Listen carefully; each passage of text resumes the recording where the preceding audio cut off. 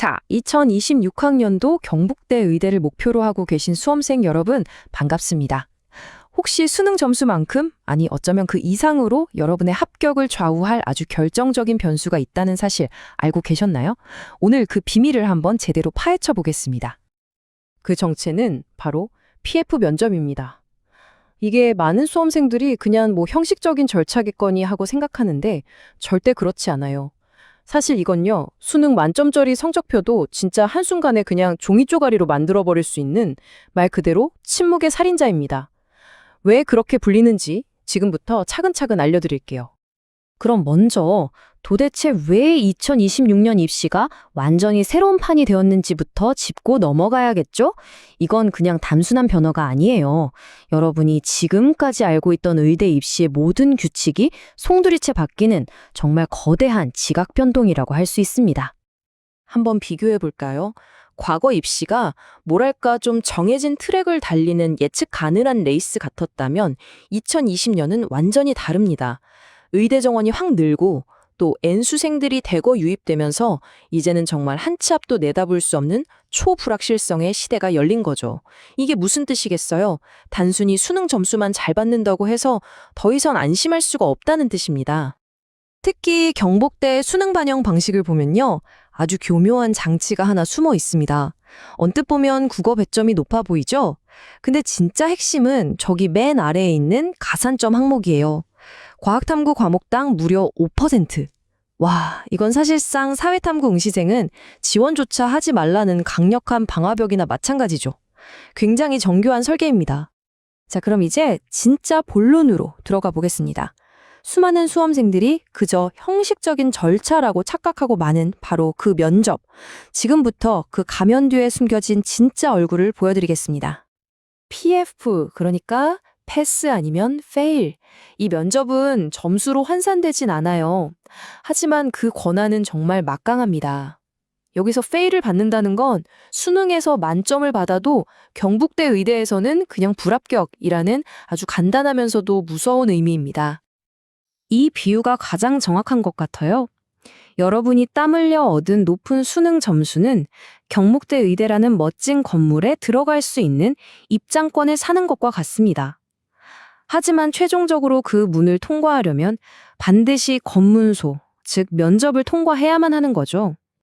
여기서 정말 중요한 포인트가 하나 나옵니다. 면접관 교수님들은 여러분이 얼마나 똑똑한지, 지식이 얼마나 많은지 사실 크게 궁금해하지 않으세요. 오히려 의사가 되기에는 좀 부적합한 사람을 걸러내는 과정, 이걸 네거티브 스크리닝이라고 하죠. 여기에 훨씬 가깝습니다. 그러니까 막 돋보이려고 애쓰기보다는 흠잡을 부분이 없다는 걸 보여주는 게 핵심 전략이 되는 겁니다. 그렇다면 교수님들은 그 짧은 시간 동안 도대체 지원자의 무엇을 보고 패스와 페일을 결정하시는 걸까요? 면접의 구조부터 하나씩 차근차근 뜯어보겠습니다.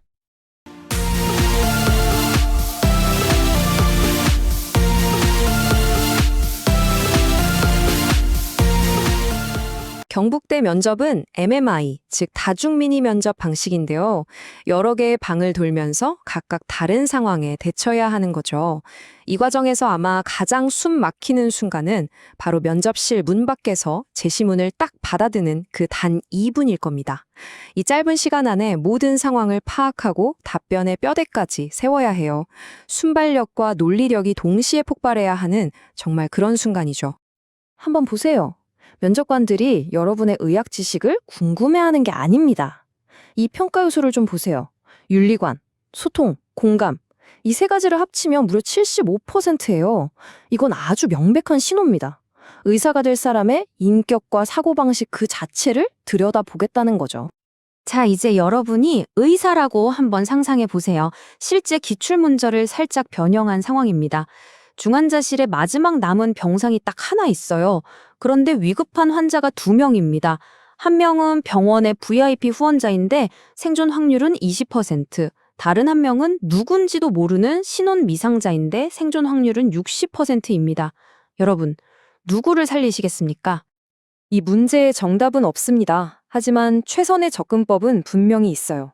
핵심은 사회적 지위나 개인적인 감정이 아니라 오직 의학적 원칙에 따라서 판단하는 겁니다. 생존 확률이 높은 환자를 선택하되 다른 환자를 위한 차선책, 예를 들면 다른 병원으로의 이송 같은 대안을 함께 제시하면서 생명을 끝까지 포기하지 않는 모습을 보여주는 것, 그것이 바로 교수님들이 보고 싶어하는 진짜 의사의 모습입니다. 자, 이제 문제의 본질을 파악했으니까 해결책을 찾아야겠죠? 이 까다로운 침묵의 살인자를 무력화시킬 수 있는 명확한 로드맵을 지금부터 딱 제시해드리겠습니다. 합격 전력? 복잡하고 거창하지 않습니다. 딱 이 4단계만 기억하시면 돼요. 지금부터 하나씩 빠르게 짚어보겠습니다. 첫째, 의료윤리의 4대 원칙을 그냥 외우는 게 아니라 아예 여러분의 사고체계, 즉 나침판으로 만들어야 합니다. 자율성 존중, 악행 금지, 선행, 정의. 어떤 딜레마 상황이 나와도 이 4가지 기둥을 기준으로 판단하면 절대 흔들리지 않을 수 있어요. 둘째, 경북대는 국립대입니다. 이게 아주 중요해요. 왜 하필 우리 학교에 오고 싶은가라는 질문에 대한 답은 사실 정해져 있는 거나 마찬가지입니다. 바로 지역사회에 대한 기여죠. 내가 대구 경북 지역 의료에 어떻게 기여하고 싶다는 진정성 있는 스토리를 반드시 준비하셔야 합니다. 셋째, 모든 건 결국 이 숫자 2로 귀결됩니다. 낯선 제시문을 받고 답변에 뼈대를 세우는 그 운명의 2분. 타이머를 맞춰놨고 이 2분을 완벽하게 지배하는 훈련을 수없이 반복해야 합니다. 그래야만 실전에서 머릿속에 하얘지는 걸 막을 수 있습니다. 마지막으로 어찌 보면 가장 기본적이지만 그래서 가장 치명적인 규칙입니다. 블라인드 면접의 원칙을 어기는 건 사소한 실수가 아니에요. 이건 답변 내용과 상관없이 그 자리에서 바로 페일 판정을 받을 수 있는 아주 중대한 위반 행위라는 점 반드시 명심해야 합니다. 결국 면접관들의 질문은 하나로 모아집니다. 이 학생은 그냥 성적만 좋은 학생인가? 아니면 좋은 의사가 될 만한 원석인가? 이 면접은 수많은 돌멩이 속에서 반짝이는 그 진짜 원석을 찾아내는 과정과도 같다고 할 수 있죠. 오늘 분석은 여기까지입니다. 이제 마지막으로 여러분 자신에게 이 질문을 한번 던져보세요. 면접관을 위한 정답이 아니라 여러분의 심장이 말하는 진짜 대답. 나는 어떤 의사가 되고 싶은가? 그 질문에 대한 진정한 답을 찾는 여정, 그것이야말로 합격으로 가는 유일한 길일 겁니다.